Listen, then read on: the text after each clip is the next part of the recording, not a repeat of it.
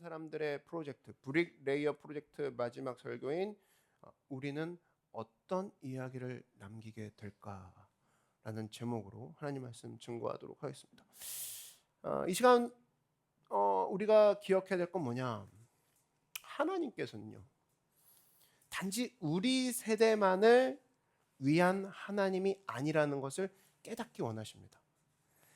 모든 세대를 내가 아우르고 있는 거 기억하니? 이걸 얘기해 주세요. 이거를 알 수 있는 게 뭐냐면 출애굽기 3장에 가보면요, 이런 구절이 나옵니다. 여러분이 알고 계시는 많은 사람이 등장해요. 나는 내 조상의 하나님이니 아브라함의 하나님, 이삭의 하나님, 야곱의 하나님이니라. 이거를 이제 모세한테 툭 얘기하시는 거예요. 근데 딱 보면은 그런가 보다잖아요. 근데 원어를 보면 어떻게 됐냐? 아브라함은 사실 증조 할아버지거든요. 아브라함의 아들이 이삭이고 뭐 할아버지 되겠고 이제 아들 이런 식으로 간다 그러면 이 세대에 봤을 때 증조 할아버지, 할아버지, 아버지거든요. 그럼 사실은 어떤 느낌으로 와야 되냐면 과거 시제로 써야 될 겁니다. 그죠? 아브라함의 하나님이었었고 나는 이삭의 하나님이었었고 야곱의 하나님이었었다 얘야라고 얘기해야 맞는데 문법적으로 저 문법은 어떻게 되어 있냐면 전부 다 현재형으로 되어 있습니다. 히브리 문법이 보여주는 게 뭐냐면 야 나는 옛날의 하나님, 옛날 시대의 하나님이 아니야. 나는 모든 세대, 너의 할아버지, 아버지, 너의 증조 할아버지 세대 전부 다 내가 현재로 역사하고 계신, 너는 이해할 수 없겠지만 나는 모든 세대를 아우르는 하나님이란다. 이것을 문법적으로도 보여주시고 깨닫길 원하신다라는 거예요. 그러니까 무슨 의미입니까? 하나님은 한 시대에서 끝나기를 원치 않으신다라는 겁니다. 나는 전 세대로 지속적으로 이루어지는 이런 통치를 하고 있는 하나님이다라는 겁니다. 그런데 우리는 하나님의 형상을 닮아 지어진 존재, 여러분 맞습니까? 그렇다면 우리도 그 성질을 그대로 갖고 와서 내가 하나님의 형상을 닮았어. 그리고 하나님의 스타일과 하나님의 폼이 나한테 있어. 그렇다 그러면 역시 하나님은 부서질 것을 세우지 않으시고 사라질 것을 세우지 않으시고 지속되길 원하시는구나. 그렇다면 우리도 뭔가 세울 때 지속되는 걸 세우길 원하시는구나. 우리도 세울 때 아브라함 때서 끝나는 걸 세우는 거 주님이 원치 않으시는구나. 이삭과 야곱까지 가는 걸 원하시는구나. 지속적으로 되는 걸 짓는 것을 그분처럼 우리도 그렇게 하는 것을 그분이 원하시는구나.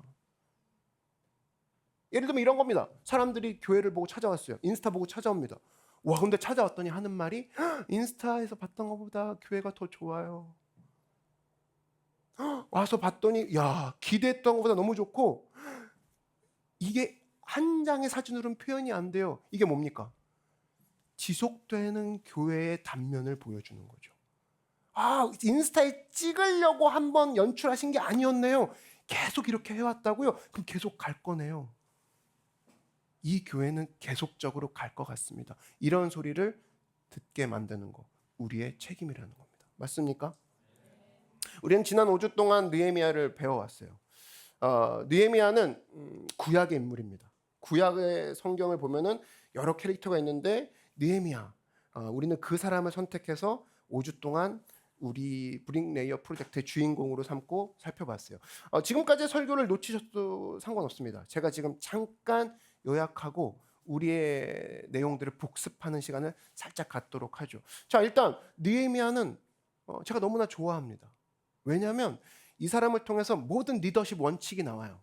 그래서 성경을 배우고 나는 크리스찬인데 리더로서 살기 원하고 리더로서의 담당을 하고 있어. 근데 느헤미야서를 모른다? 이 사람은 성경적 리더십을 발휘할 수가 없을 겁니다. 그 정도로 느헤미야 그러면 리더십의 교본이에요. 그런데 느헤미야를 공부할 때 리더십 원칙이 있어서 얘를 좋아한다. 사실 그건 저의 주된 이유가 아닙니다. 느헤미야를 보면 이 사람이 왜 좋은지 사실은 느헤미야를 공부하면 더 위대한 느헤미야를 발견할 수 있습니다. 그게 바로 우리 예수님이시라는 거죠.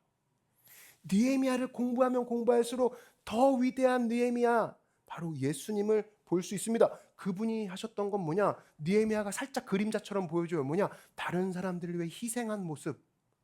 근데 여러분 2000년 전 느헤미야보다 훨씬 더 우리를 위해 몸소 희생하신 분이 있다는 거예요. 그게 바로 누구십니까?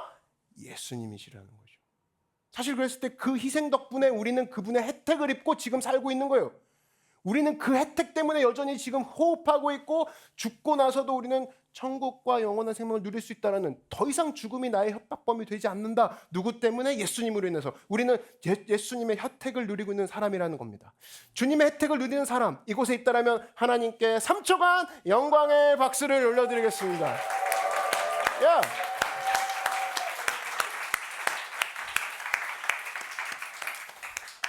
우리는 예수님의 혜택을 입는 사람이고 저는 느헤미야를 볼 때마다 예수님이 보이기 시작합니다. 야, 예수님이 우리의 위대한 느헤미야보다 위대하신 분이시구나. 자, 느헤미야는 우리가 배웠던 내용들을 살펴보면 처음에 어떻게 시작했냐? 바로 관심이라는 것으로 시작을 했습니다. 한번 따라 말씀하십시오. 관심. 어떤 식으로 그의 삶에 관심이라는 것이 들어왔냐? 원래 느헤미야는 망명 생활하고 있었습니다. 이스라엘 백성인데 잡혀가가지고 페르시아에서 살고 있으면서 사실 왕의 시종이었어요. 종이었습니다. 근데 이 종의 직업이 뭐냐? 임무가 뭐냐? 왕의 음료에 독이 들어갔냐 안 들어갔냐를 체크하는 임무였습니다. 그러니까 이 사람은 사실 우리가 목사님 직업이 힘들어요, 직장 힘들어요, 그만둘까 봐요, 뭐 어려워요 이렇게 얘기하는데 이 사람은 사실은 뭐냐면 왕의 음료에 독이 들어가잖아요. 어떤 날 독이 들어간 게 발견이 됐어. 그러면 다음부터 잘해라 이건 없는 거예요. 그렇게 할 수가 없어. 왜? 일단 자기 목숨이 끊어지죠. 네. 그러니까 여러분 사실은 제가 직장이 어려워요 하는데 왕의 술관원이 돼본 적이 없다라면 내 직장이 얼마나 고마운지 알 겁니다. 망명 생활 중에 왕의 술관원을 하고 있어요. 그런 상황에 소식을 듣습니다. 자기 고향에서 친구가 달려왔어요. 얘기를 해줍니다. 뭐냐면 고향 사람들이 지금 예루살렘이라는 그 수도에 성벽이 다 무너져갖고 이웃 나라들이 성벽 무너지니까 만만하게 여기고 맨날 위협을 하고 사람들은 늘 슬피 울면서 있더라라는 거예요. 이 얘기를 듣고 이 느헤미야가 엄청 슬퍼합니다. 성경은 얘기해요. 그가 울기 시작했다고 얘기합니다. 가슴 아프게 했다고. 여기서 우리는 살펴봤죠? 사이드 메시지. 비전은 뭐냐? 나를 가슴에 아프게 하는 게 비전입니다. 그러니까 대한민국 청년들이 남들 하니까 나도 공부하고 남들 하니까 나도 저 은행 가고 공무원하고 이러고 있는데 그러니까 오래 못 가는 겁니다. 뭐냐면 가슴 아프기 시작한 게 아니니까. 나를 여전히 가슴 아프게 하고 머릿속에 뱅뱅 돌게 하고 생각만 나면 눈물이 찔끔찔끔 나는 게 그게 나의 비전이라는 거예요. 한마디로 느헤미야는 부서진 성벽 때문에 울었던 게 아니라는 겁니다. 뭘 생각해서 울은 거냐? 부서지고 있는 사람들 때문에 울기 시작한 거라는 거예요. 왜 그런 일을 벌어졌냐? 하나님도 저 사람들을 보면서 아파하고 계시는구나. 나도 저 사람들을 보며 아파하고 있구나. 이것이 나의 비전이 맞구나. 그래서 여러분 사실 우리가 브릭레이어 프로젝트를 지금 진행하고 있는데 이 브릭레이어 헌금에 참여하는 이유는 뭐냐? 단순히 벽돌과 시멘트로 된 건물을 인테리어 하기 위해서 우리가 헌금을 모으는 것이 아닙니다. 이것은 더 중요한 이유가 있는데 우리의 마음이 하나님이 슬퍼하시는 것과 동일하게 느끼기를 원합니다. 하나님이 가장 멀리 떨어진 예수님에게서 가장 멀리 떨어진 사람들 보면서 슬퍼할 때 나도 그것 때문에 슬퍼합니다. 그래서 나도 그 부서진 사람들이 올 수 있고 케어받을 수 있고 함께 예배할 수 있도록 그 사람들 때문에 내가 헌금하고 내가 기도하고 나아갑니다. 이런 모습으로 우리는 브릭레이어 프로젝트를 진행한다라는 거예요. 한마디로 주님께서 나에게 먼저 관심이라는 것을 주시고 우리는 그것을 비전으로 연결시킬 때에 하나님이 역사하심을 발견하게 될 겁니다. 그 관심은 처음에 어떻게 등장하냐? 늘 이렇게 시작해요. 불평과 부족함으로 시작합니다. 와, 우리 고향 누가 돌봤어? 왜 저 꼴이 됐어? 그리고 저거 누가 세워? 불만이죠? 그리고 원망입니다. 그리고 여기서 끝나는 사람들이 있어요. 아무 일도 못합니다. 근데 느헤미야는 여기서 안 끝납니다. 그러면 가슴 아프다. 가슴 아프다까지 가요. 근데 이거는 하나님 보시기에도 진짜 가슴 아플 것이다. 그럼 주님 제가 세우도록 나에게 힘을 주시옵소서. 비전으로 나간다고. 저는 여러분에게 축복하기를 우리에게 닥친 하나님 우리가 재정이 없습니다. 1층을 왜 하필 이때 해주셔가지고 자기 재정도 없는데 뭐 하라는 겁니까? 이거는 원망과 불평과 부족함에서 끝나는 모습이라는 거예요. 근데 이 관심을 하나님 그렇다면 이곳에 많은 사람들이 회복되고 성장하고 함께 콜라보되는 모습을 이곳에서 보길 원하시는데 서울 시내에서 하나님의 사람들이 세워지는 것을 주님이 포기를 원하시는구나. 그 마음을 제가 이제는 공감합니다. 하나님 우리에게 그 기회를 허락하여 주시옵소서 하고 비전으로 이어지는 거. 이게 바로 느헤미야가 우리에게 보여줬던 첫 번째, 관심을 어떻게 비전으로 변형시키는가의 모습이라는 겁니다. 여러분 모두가 체험하고 있는 모든 불평과 부족함과 결핍이 있을 겁니다. 근데 누군가는 거기서 끝나버려요. 사회가 왜 이 모양이야? 나는 흙수저잖아. 근데 이거는 크리스찬과 세상과 전혀 다를 바가 없는, 전혀 크리스찬의 활용을 아무것도 못하고 있는 사람이라 그러면, 나는 느헤미야가 겪었던 결핍과 부족함과 왜 하필 이때라는 이런 것들을, 관심을 하나님과 주님의 마음을 살펴보는 것을 통해 나의 비전으로 이어지게 하겠다. 이런 모습으로 나아가는 여러분들에게 주의 이름으로 축원합니다. 자, 그 다음에 느헤미야가 했던 거는 명확성이라는 거예요. 한번 따라 말씀해 주시죠. 명확성. 느헤미야는 명확한 사람이었습니다. 자, 그가 예루살렘에 도착을 했어요. 그리고 바로 일을 시작하지 않았습니다. 그는 4개월 동안 일을 하지 않았어요. 그리고 둘러보기 시작했습니다. 마치 아무 계획도 없는 것처럼. 그리고 기도를 하기 시작합니다. 근데 놀라운 건 여러분, 이 기다림의 시간은 효과가 있어요. 왜냐하면 하나님이 일하실 것들을 꿈꾸고 하나님이 일하실 것들을 신뢰한다는 행동으로 보여드리는 증명의 시간이니까. 이 기다림을 통해 느헤미야는 기도했고, 마지막 무릎 꿇고 기도하고 기도실을 나올 때는 명확한 계획을 가지고 나왔습니다. 들어갈 때는 아무 계획도 없었으나 기도하고 일었을 때는 명확한 계획을 가지고 나왔습니다. 여러분, 우리 중 몇 명은 환상 속에 살고 있습니다. 이상적으로 살고 있어요. 될 거다. 아마 될 거다.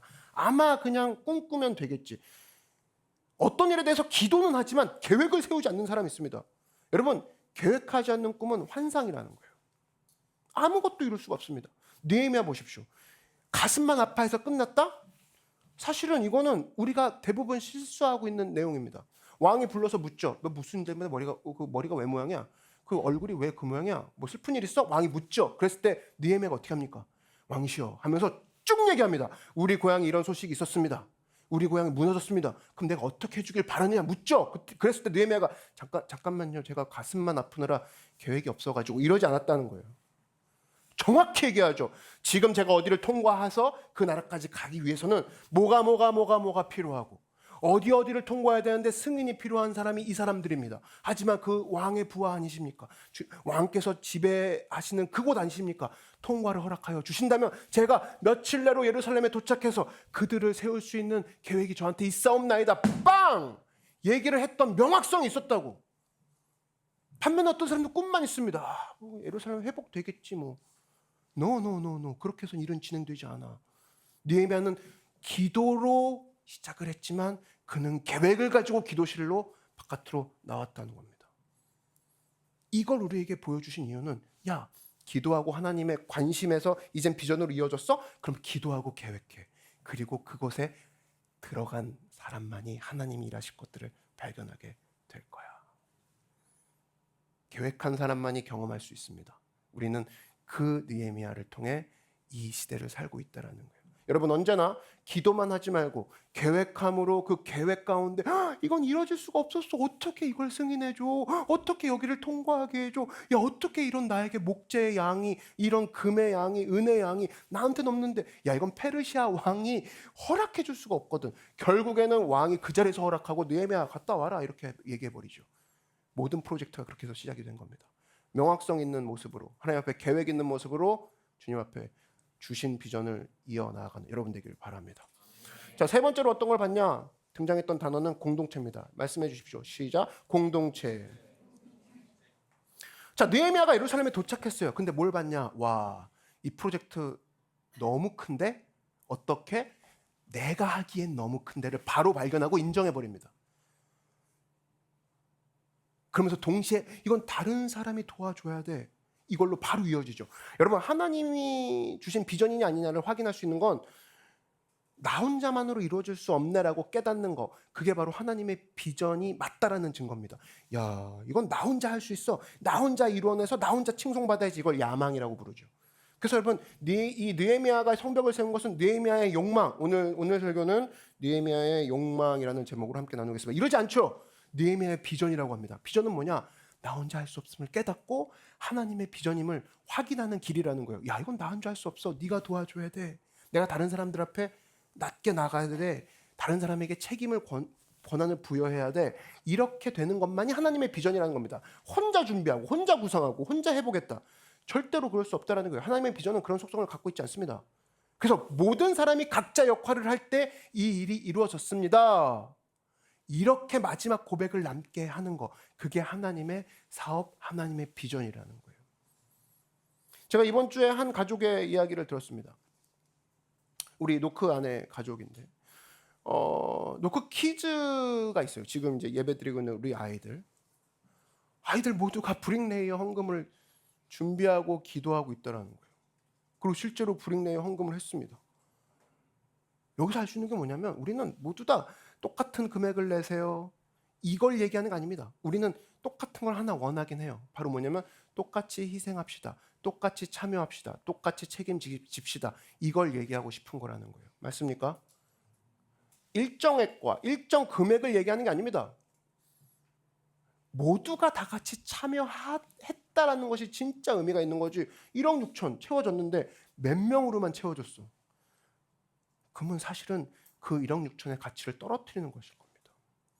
근데 1억 6천이 모여졌어. 근데 모두가 조금씩 돈이 아닌 마음이 다 같이 참여해줘서 이것들을 실행했다? 그럼 우리 모두의 교회라는 것이 너무나 절실하게 느껴질 것이고 더 마음에 가는 것으로 기도하게 될 것이고 하나님이 일하실 것들을 더 분명하고 구체적으로 보게 될 것이라는 거예요. 그래서 우리가 지금 원하는 것은 모두가 각자의 역할을 할 때 이 모든 것들이 가능하다는 겁니다. 더 적용한다 그러면 모두가 각자의 역할을 한다 그러면 무한대로 우리는 하나님 앞에서 주님의 쓰임을 받는 사람이 될 거라는 거예요. 믿으십니까? 각자의 역할을 할 때 모든 일이 가능해질 것이다. 이것을 믿는 자들은 하나님께 영광의 박수를 올려드리겠습니다. 예. 지금 온라인으로 보고 있는 분들도 마찬가지십시오. 하나님의 일에 참여하십시오. 우리는 모두가 하나가 되고 모두가 다 같이 콜라보를 할 때 하나님이 내가 생각하는 이상으로 하고 계심을 발견하게 될 거라는 거죠. 자, 네 번째로 우리는 느헤미야를 통해서 뭘 봤냐? 공동체가 다 같이 건축을 하기 시작했을 때 바로 직면한 게 뭐냐? 환호가 아니었습니다. 갈등을 맞이하게 되죠. 가만 놔두지 않습니다. 여러분, 위대한 비전엔 반드시 태클이 있습니다. 손흥민은 태클 받을 수밖에 없습니다. 메시는 태클 받을 수밖에 없다고. 근데 아무 가치가 없는 선수가 공을 잡았다? 누구도 태클 걸지 않는다? 나는 되게 이번에 안전한 경기를 했어. 그건 중요하지 않다는 선수라는 의미죠. 글쎄, 위대한 비전은 반드시 태클이 있다는 거예요. 여러분, 세상에 영향을 끼치고 싶은 사람 이 자리에 있습니까? 제가 분명히 얘기하죠. 반대에 직면하게 될 겁니다. 여러분들을 비웃을 겁니다. 그리고 공격할 겁니다. 위협할 겁니다. 넌 하지 말라고. 니까짓 게 뭐 하냐고. 태클이거든요. 그거에 여러분 이런 거죠. 축구 선수가 손흥민이 막 골 몰고 갑니다. 골 넣는 생각밖에 없어요. 근데 선수가 태클 당했어. 그래서 손흥민이 거기서 너 왜 나 태클해? 상처받았어. 아까 그렇게 우리 어깨동무하고 상대팀이지만 물 주고 그랬잖아. 잠깐 심판 잠깐 있어봐봐요. 가슴 아파. 뭐 틀린 말은 아니겠지만 골은 못 넣겠죠. 응? 골 못 넣어서 나중에 또 자기도 힘들어하고. 위대한 비전에는 항상 태클이 있다라는 거예요. 세상에 영향을 끼치고 싶어? 그러면 대가를 지불해. 뭐야? 위험, 태클, 위협 언제나 있을 거야. 느헤미야도 마찬가지였습니다. 인근 국가들이 놔두지 않았어요. 야, 너 대박! 어떻게 술관원에 있다가 비전 가지고 여기까지 와? 할렐루야, 주님 살아계시네. 절대 그런 얘기 한마디도 안 했습니다. 놀리고 조롱하고 언론 플레이했죠. 페르시아 왕한테까지 얘기했습니다. 이거 반역을 꿈꾸고 있는 것 같은데요? 야, 거기까지 생각 못했죠. 그러니까 거의 넷플릭스 나오는 급의 그런 시나리오입니다. 야, 페르시아 너네 알아? 얘 와갖고 여기 성벽 지어 왜 너네 반란하려고. 느헤미야 진짜 기겁을 하죠. 근데 한마디도 안 했습니다. 두고 보자 내가. 두고 보자. 얘네들한테 DM 보내지 않았다고. 얘네 상대 안 했다고요. 하나님만 바라봤죠. 그 갈등을 그렇게 풀더라는 거예요. 그래서 느헤미야가 제가 좋아하는 이유는 느헤미야는 항상 변환을 했죠. 작전 변환했습니다. 비전을 변환시켜놨다는 거예요. 그래서 우리가 뭐 살펴봤냐? 피벗 살펴봤죠. 농구할 때 피벗. 골 넣는 비전은 바뀌지 않았어요? 근데 수비수한테 막혔단 말이야. 그럼 계획 1이 변경이 온 거잖아요. 계획 1이 오른쪽으로 뚫고 가는 거였는데 그럼 우리는 뭡니까? 계획 2로 가면 되잖아. 왼쪽으로 가야겠다. 근데 많은 사람들이 계획에 부딪히면 비전 내려놓을까 이걸 생각합니다. 예를 들면 이런 거죠. 농구 선수가 농구 골을 넣겠다. 골을 넣고 말겠다. 이건 비전이라 그러면 계획 1을 부딪히면 계획 2로 바꾸는 게 농구 선수의 일환인데 우리는 그렇게 신앙에서는 그렇게 살지 않아요. 비전은 하나님 뜻으로 가기 원합니다. 이렇게 해놓고 계획이 부딪히면 바로 비전을 내놓습니다. 마치 이런 거죠. 농구 선수가 계획 1에 딱 수비수에 부딪혔어. 그래놓고 나 농구 선수가 꿈이 아닌가 봐. 다른 경기장 갈게요. 막 이런 거. 저는 축구 할까 봐요. 막 이런 거. 선수 한 명 부딪히고 나서 하는 소리가 선수도 아니죠. 그래서 여러분 우리가 살펴보는 겁니까? 계획에 차질이 생겼어? 그건 계획을 변경하라는 뜻이야. 비전을 바꾸라는 뜻이 아니라 사업에 문제가 생겼어? 사업의 비전을 내려놓는 게 아니라 사업의 계획을 바꾸라고. 관계에 문제가 생겼어? 그럼 관계의 비전이 바뀐 게 아니라 관계의 방법을 바꾸라고. 많은 사람들이 비전 자체를 내려놓습니다. 사업을 내려놓으려고 하고 자기 꿈을 내려놓으려고 하고 계획 바꾸라고 계획. 여러분 그래서 이 자리에 있는 사람들 중에 실패라는 경험을 하고 있는 사람이 있을 거예요. 아니야 그냥 계획 바꿀 순간이 온 거야. 그냥 비전 내려놓는 순간이 아니라고. 격려합니다. 여러분 그냥 실패자가 아니에요. 계획의 실패가 비전의 실패를 얘기하는 게 아니라고. 느헤미야 계획 바꿨죠. 자 오늘부터는 어제까지는 양손에 벽돌을 들었지만 오늘은 양손에 벽돌과 한쪽엔 칼을 차라. 적들이 들어올 때 우린 칼 갖고 싸울 것이다. 그리고 교대로 일을 할 것이다. 감시하고 다시 싸울 것이다. 계획 바꾸죠. 피벗하죠. 비전 내려놓지 않았다고. 여러분 언제나 이런 마음을 가지고 툭하면 비전 내려놓고 툭하면 목표 내려놓고 안 되는 이유 설명하고 찾으려고 하고 합리화하고 똑똑한 사람일수록 더 그러더라고. 그 똑똑한 머리를 계획 바꾸는 데 쓰십시오. 그래서 반드시 비전 하나님 앞에서 이루어버리고 마는 하나님의 살아계심을 증명하는 여러분 되기를 바랍니다. 그랬을 때 52일 만에 이 성벽이 세워지더라는 거예요. 결과가 그게 52일 만에 세워졌어요. 여기서 알 수 있는 건 뭐냐? 하나님이 시작하신 것은 하나님이 해버리시고 만다. 아까 우리 찬양했죠? 시작하신 모든 일 언제까지? 끝까지 이루시는 주의 사랑.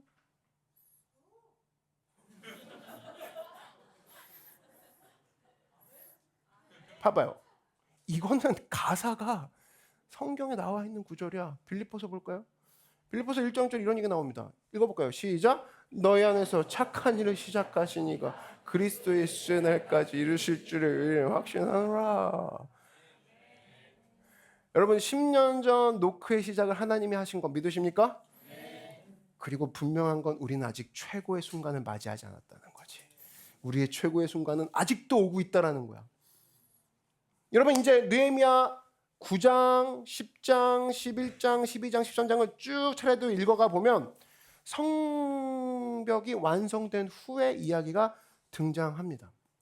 근데 이 내용을 보면은 사실 그거예요. 느헤미야는 단순히 성벽을 세우러 간 게 아니라는 걸 알 수가 있습니다. 그 사람은 왜 갔냐라고 했을 때 무너진 사람들을 세우려고 갔구나. 한마디로 힘을 보여주기 위해서 간 게 아니라 우린 진짜로 힘이 있는 사람이라는 걸, 진짜로 힘이 갖춰진 사람이라는 것을 그걸 마련해 주려고, 가짜로 인스타 한번 찍고 성벽 가서 찍고 오려고 하는 모습이 아닌 진짜로 이 사람들을 강하게 세우는, 다시 말해 지속적인 승리를 거두게 하기 위해서 그 사람이 그 자리에 갔다라는 거예요. 그래서 느헤미야 9장이 선택했던 게 뭐냐면 죄의 고백으로 시작하는 이유가 바로 그겁니다. 야, 얘네들 실제로 한 번 세워주고 그냥 내가 다시 돌아가면 원래대로 돌아갈 것 같다. 이렇게 성벽이 이렇게 무너진 이유가 뭐냐? 우리 잘못이다. 우리가 하나님 앞에 불순종했다. 이거 터치하지 않고는 다시 성벽은 언젠가 무너질 것이다. 지속되지 않을 것이다. 그래서 우리는 하나님 앞에 잘못되었음을 회개하고 고백한다. 이걸로 시작한다는 거예요. 되게 중요한 겁니다. 왜냐하면 외부는 재건할 수 있죠. 근데 내부의 사람들의 생각이 고쳐먹지 않으면 하나님 앞에 똑같이 죄의 모습으로 간다 그러면 언젠간 또 무너질 거거든. 지속되지 않을 거거든. 느헤미야는 거기까지 본 겁니다. 저는 확신합니다. 하나님은 언제나 그분의 역할을 우리 가운데 하실 거예요. 믿으십니까?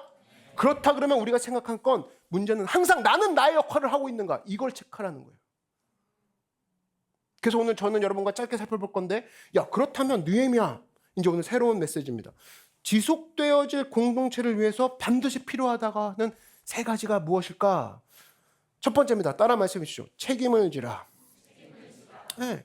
느헤미야는 책임을 지는 모습을 백성들에게 보여주기 시작했습니다. 왜냐? 여러분 책임지는 게 되게 중요해요. 책임지지 않으면 항상 남이 내 인생을 주도하게 될 겁니다. 항상 그래요. 사람들은 종종 비난 게임을 합니다. 야, 뭐 할 수 있었다면 그거 하지. 왜 그렇게 했을까? 이랬다면 저랬다면 뒤에서 얘기하는 거 있죠. 그 비난 게임이거든요. 그냥 비난 갖고 노는 건데 항상 그렇습니다. 책임감 있는 사람은 방법을 찾습니다.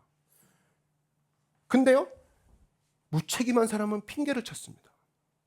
항상 그래요. 그래서 안 된 거 아니야? 그래서 안 된 거 아니야? 저래서는 될 수가 없지. 그 말에 귀를 기울이지 말라는 겁니다. 항상 언제요? 책임질 때만 상황이 변화됩니다.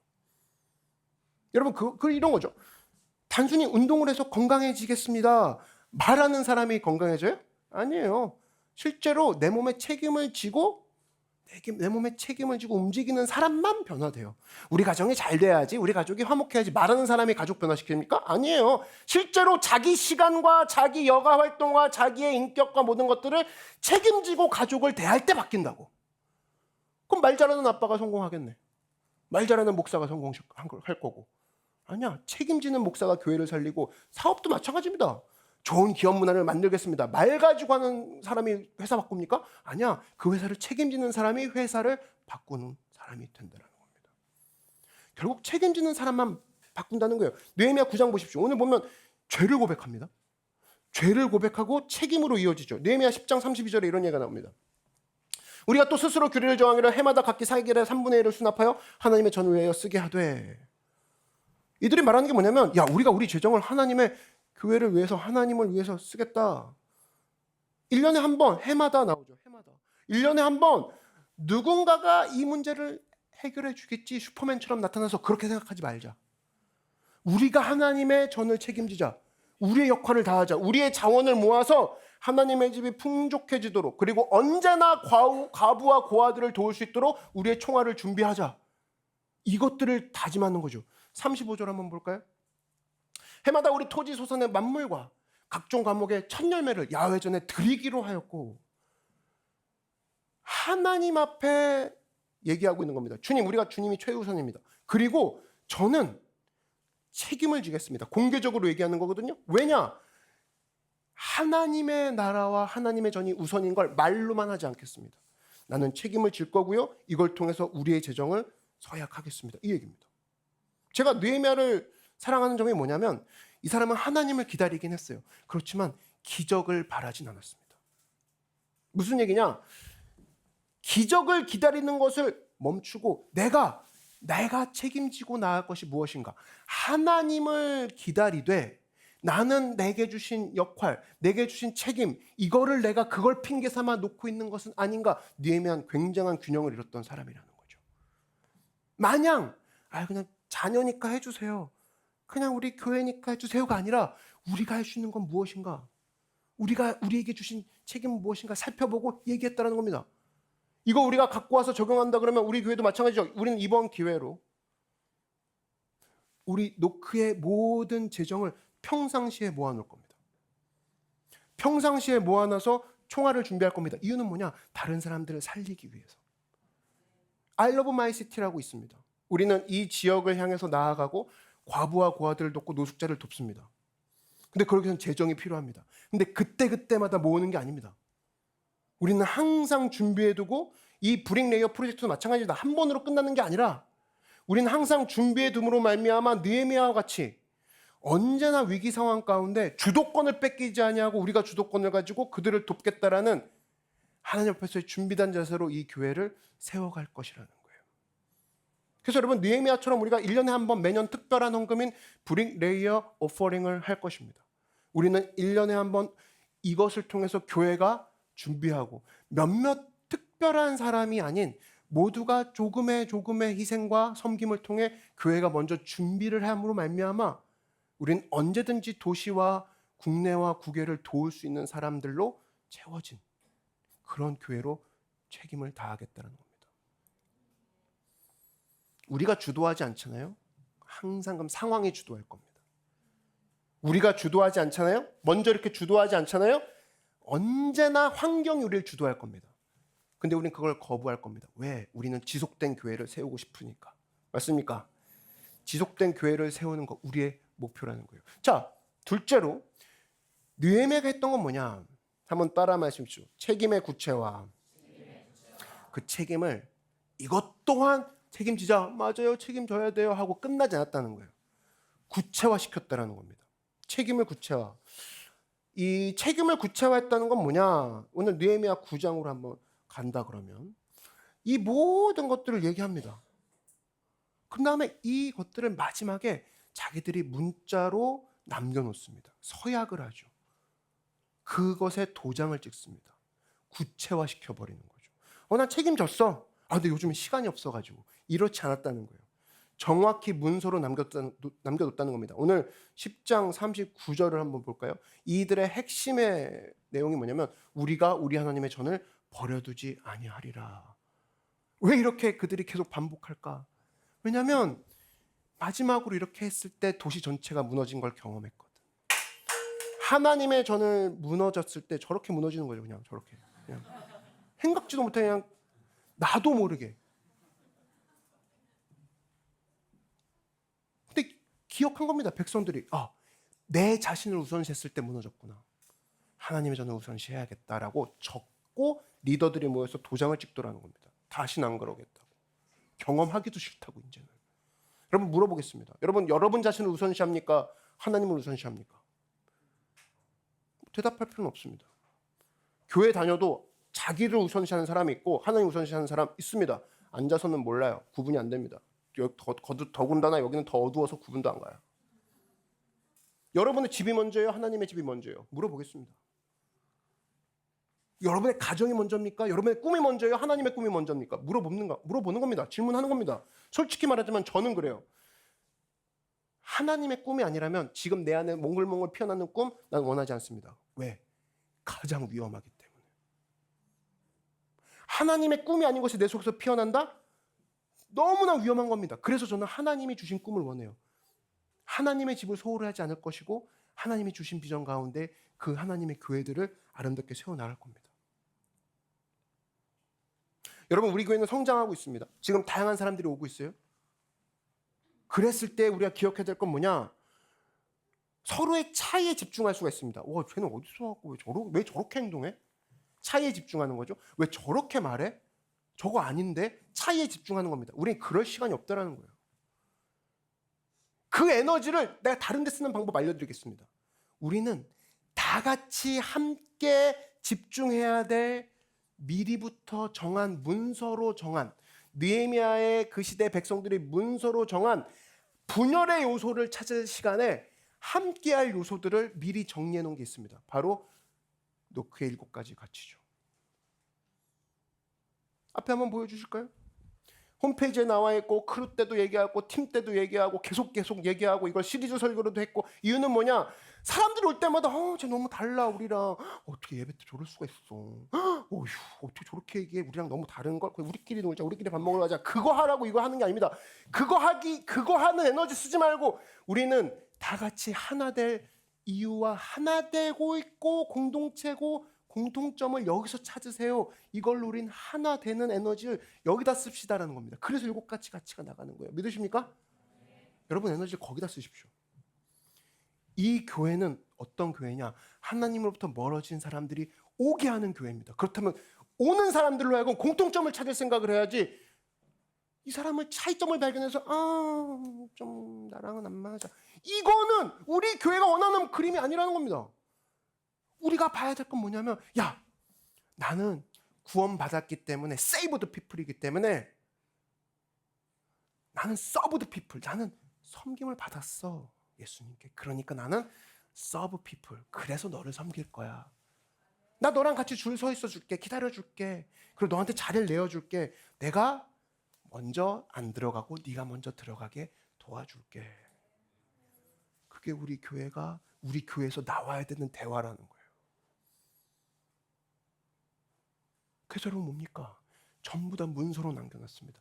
목사님 물어봐요. 어떤 사람이. 목사님 평일날 뭐 하세요? 매뉴얼 작업합니다. 왜? 문서로 남겨놓는 것이 구체화적인 것이 가장 힘이 있기 때문에. 우리 교회 우리 이거 하면 안 돼요? 우리 교회 뭐 저것도 해봐요. 우리 교회는 이거 괜찮은 것 같은데 목사님 상황이 터졌어요. 이렇게 가시죠. 그럴 때마다 저도 막 정신 멘붕 오거든요. 그때마다 매뉴얼을 봅니다. 우리는 하나님 안에서 예수님에게서 멀리 떨어진 사람들을 데려오기 위한 교회야. 그거에 입각해서 이 원칙으로 신앙하는 것은 맞을까? 이거를 보기 시작합니다. 그래서 문서를 그렇게 강조하는 게 그거예요. 리더들도 강조합니다. 모든 크루 모임은 리더들이 매뉴얼대로 진행합니다. 왜? 우리는 모두 다 성도들이 동일한 서비스를 받게 하고 싶은 거예요. 어떤 리더가 속한 교회는 리더는 되게 잘해. 어떤 리더는 되게 못하는 느낌을 주고 싶지 않아요. 모두 다 예수님 안에서 동일하고 품질 좋은 말씀을 먹이게 하고 싶은 거예요. 근데 그렇게 하려면 문서가 아니고서는 불가능하다. 구체화된 거 아니고는 전달이 될 수 없다. 그냥 이번에 인도해 주시지요. 뭐 우리 교회 그냥 분위기로 가시죠는 할 수 없다라는 거예요. 책임성을 구체화할 때 그때 이 교회가 하나님 앞에 크게 쓰임을 받을 수 있고 여러분도 마찬가지입니다. 책임성을 구체화할 때 우리는 지속적인 공동체를 만들어갈 수 있다라는 거예요. 자, 세 번째 마지막으로 지속적인 공동체를 세워가기 위해서 중요한 게 있습니다. 한번 따라 말씀해 주시죠. 남겨질 이야기를 만들라. 이 느헤미야의 얘기를 지금 수천 년 지난 이후에도 지금 우리가 하고 있습니다. 벌써 이 사람은 이야기 남기는 거에 성공시킨 거예요. 자기 이야기가 후대에 이렇게 전해지고 있어요. 자, 여기서 알 수 있는 건 뭐냐면 우리도 동일하다는 거예요. 우리도 느헤미야와 같다 그러면 우리가 지금 하고 있는 이 일을 수천 년 지나도 사람들한테 회자되는 이야기를 만들어내고 있는가. 느헤미야처럼 이 사람 수천 년 전에 성벽 세웠단 말이야. 가봐도 그렇게 크지도 않아요. 근데 그 이야기의 내용이 사람들이 인사이트가 받고 또 도전을 받는 그 힘이 너무나 강력해서 수천 년 지나도 세월을 뚫고 여기까지 전해진다면 우리도 지금 하고 있는 이 일이 이 가치가 수천 년을 뚫고 다음 세대에 전해질 수 있는 이야기를 생성하고 있는 중이냐는 거예요. 지금 남의 이야기를 보고 지금 헤헤거리고 있을 시간이 아니라 네? 남의 이야기를 까대고 남의 이야기를 보고 좋아할 게 아니라 나는 그런 이야기를 생산해내고 있는 사람인가 체크해보라는 겁니다. 심지어 우리는 교회잖아요. 교회가 우리가 이야기를 생성해내고 있는가 그 생성하는 사람 바로 하나님이 원하시는 사람이라는 겁니다. 여러분 이야기를 만드시고 싶습니까? 남겨질 이야기 말이죠. 그 방법이 있습니다. 남겨질 이야기를 만드는 유일한 방법은 관대함을 실천하는 거예요. 관대함은 뭐냐면 이런 겁니다. 누가 요구를 해요. 요구된 게 보여요. 니즈가 보인다고. 근데 그거 이상을 해주는 게 관대함이죠. 근데 기대 이상, 이 사람이 이거를 요구하는 것 같아. 근데 내가 그 이상을 해줄게. 그러면 그 순간 바라보고 그 순간 나오는 결과가 뭔지 아세요? 다른 사람들이 기회를 얻습니다. 정말? 지금 느헤미야 오십시오. 성벽만 세워주고 가면 될 것 같은데 근데 느헤미야 기대 이상을 해버리죠. 성벽 세워주고 죄를 회개까지 시켜버립니다. 그리고 사람들이 부흥이 일어나요. 그리고 이들로 하여금 성벽만 세워주고 갈 것 같은 느헤미야가 자기 생명과 영혼까지 세워주면서 백성들에게 힘을 주게 하고 가게 합니다. 이 관대함이 그들에겐 또 다른 기회였다고. 어제 우리 노크교회가 풋살을 처음으로 나갔습니다. FC 노크, FC 노크 남, FC 노크 여. 그죠? 소식이 막 오는 거예요. 오전에 저는 이제 사역이 있어가지고 있었는데 목사님 큰일 났습니다.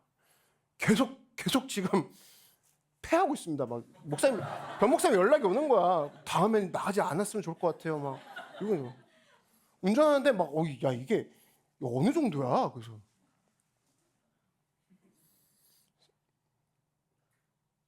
왜냐면 우리는 진짜 우리 선수들만 나왔거든요. 왜냐면 초청하는 목사님이 그냥 오면 된대 즐기래. 근데 연락 오는 게 정말 우리만 같더라고. 남들은 진짜 몇 달씩 연습하고 훈련하고 응원팀 오고 막 그랬다면서요. 그리고 우리 팀만 유일하게 풋살화를 안 신고 가가지고 나중에 스태프들이 막 응원해줬대. 저 팀이 한 골만 넣었으면 좋겠다. 진짜. 막 골키퍼 공 잡으면 좋아해주고 막 그런 거.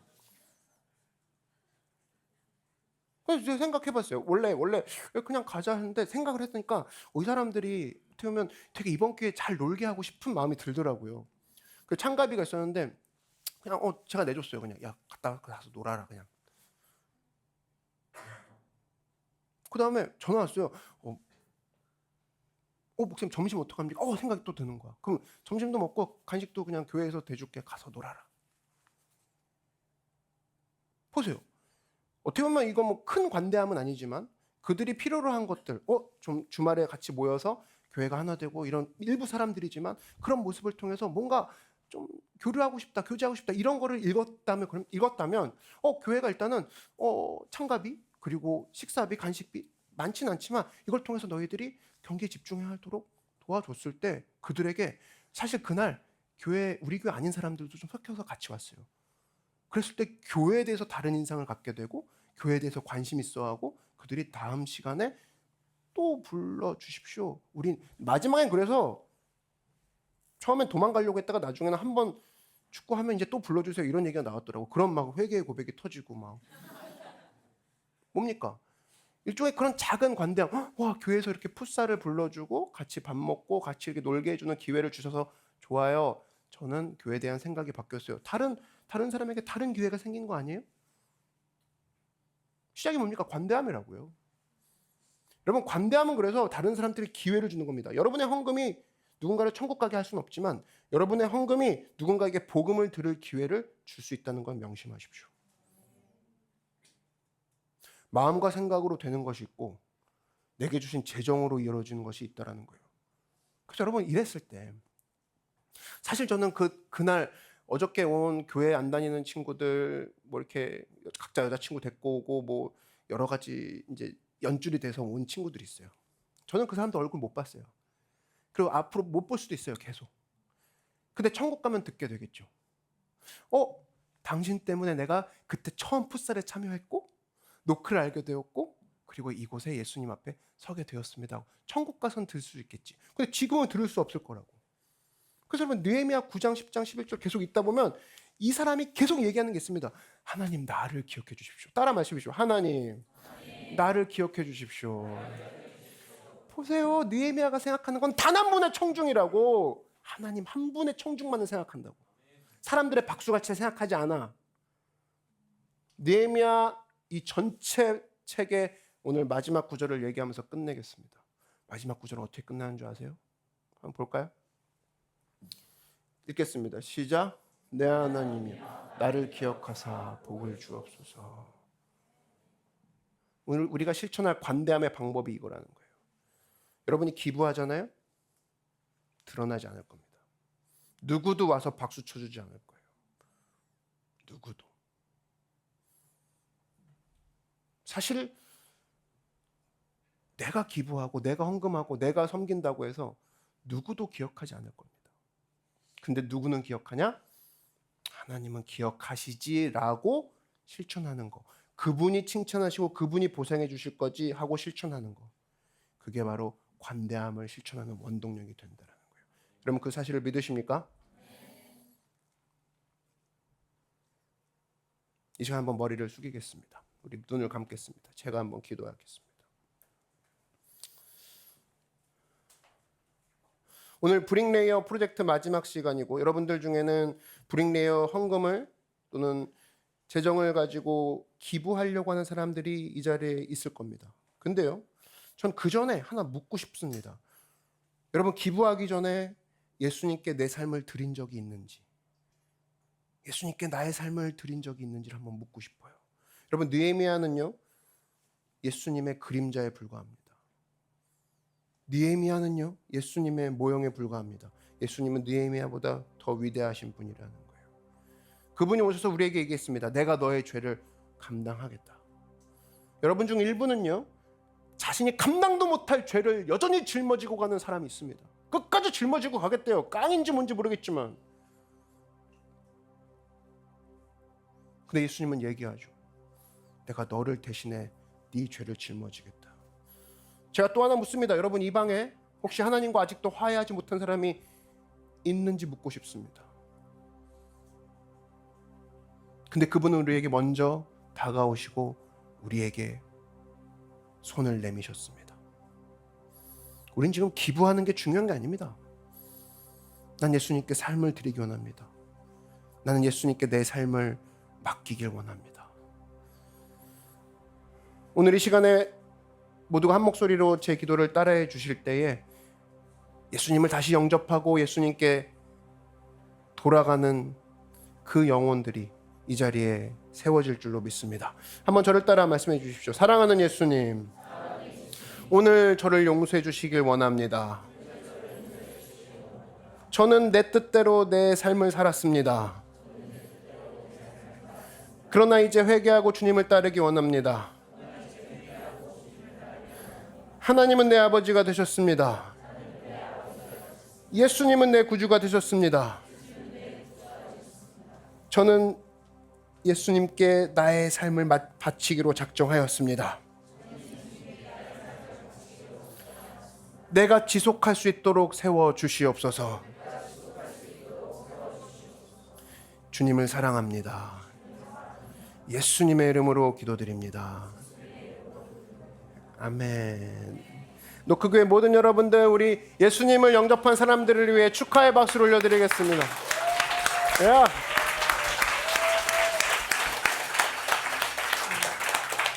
여러분이 아무리 기부를 많이 해도 하나님보다 기부 많이 할 수 없음을 기억하시기 바랍니다. 우리가 아무리 많이 헌금을 해도 주님보다 더 희생할 수 없음을 기억하시기 바랍니다. 그가 우리를 위해서 희생했을 모든 것들을 생각한다 그러면, 야, 내가 오늘 기부할 때는, 내가 브릭 레이어를 통해서 뭔가 도움이 되고자 할 때는 생각하십시오. 2024년도를 생각하지 마세요. 2040년, 2050년을 될 때를 생각해 보세요. 내 아들들을 생각하라고. 저 아들들이, 지금 키즈에 지금 예배드리는 저 아들들이, 저 딸들이 내 나이쯤 되었을 때 자기 친구들을 이곳에 데리고 올 수 있는 교회로 내가 만들 수 있는 것인가? 아직 내가 보지도 못한 손자, 손녀들 생각하면서 그들이 우리로부터 물려받은 교회, 우리로부터 물려받은 노크의 공동체를 더 사랑할 수 있는 그 자리를 내가 만들고 있는가? 그걸 생각하시기 바랍니다. 그럴 때 우리가 해야 될 건 뭐냐? 우리 각자의 역할을 다 책임을 다하며, 하나님, 우리의 지금 이야기는 무엇을 향해 가고 있습니까? 누구를 향해 이 이야기가 남겨질 것입니까? 우리가 이 도시에서 내 아이들에게 남길 이야기는 무엇입니까? 그걸 물으며 헌금하며, 그걸 물으며 기도하는 여러분 되기를 바랍니다. 함께 우리 자리에서 일어나겠습니다.